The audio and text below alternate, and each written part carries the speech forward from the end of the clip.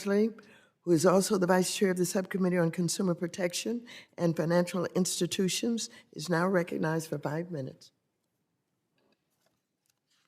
Thank you, Madam Chair. The IMF surcharge policy imposes extra, often hidden fees onto countries with high levels of debt, and it's been widely denounced by development experts and civil society organizations as an unjust burden and a hindrance to our global economic recovery. Secretary Yellen, these fees are coming at the worst possible moment when countries are in the midst of a deadly global pandemic and in desperate need of humanitarian assistance and public health services. Are you worried that the IMF may be undermining the financial welfare and stability of the very places we are trying to support?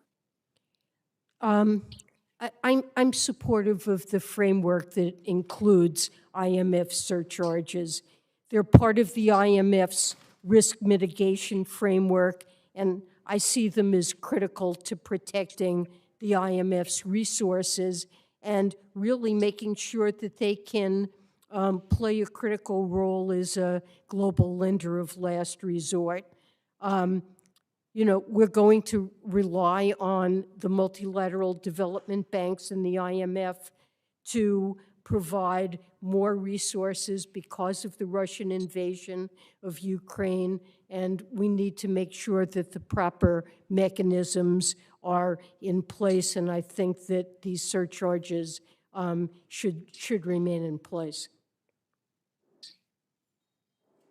Well, Secretary Yellen, respectfully, I disagree, and as do 17 other congressional colleagues who sent a letter to you urging you to reconsider in January. And so it's just in 2009, even before the pandemic struck, 64 countries spent more resources servicing foreign debts than they did on healthcare expenditures for their citizens. Okay, moving on. Given that Egypt and Armenia have vaccinated less than 50% of their population, is it fair to say that the money these countries are paying in surcharge fees would be better spent on, say, vaccinating their people or addressing poverty? Well, clearly there are many countries that require resources, and to address the pandemic, to address downturns in their economy and the adverse impacts of the economy and of the current global situation. And the IMF and the World Bank and other MDBs are providing those resources that are very much needed. So I think this surcharge issue is separate and is a risk mitigation policy that's appropriate.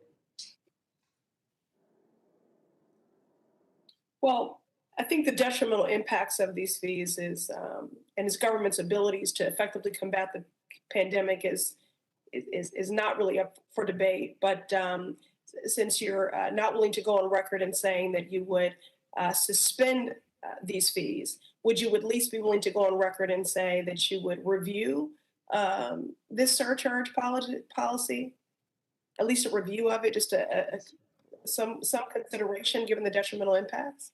Well, we can look at it and meet with you to discuss this issue if that would be helpful. Absolutely. I look forward to that and we'll follow up. Thank you, Madam Secretary. We have to do everything in our power to end the global pandemic, including eliminating surcharges. Thank you. I yield. Thank you. The gentlelady yields back. I would now like to thank Secretary Yellen for her testimony today. Without objection, all members will have 5 legislative days within which to submit additional written questions for the witness to the chair, which will be forwarded to the witnesses for their response.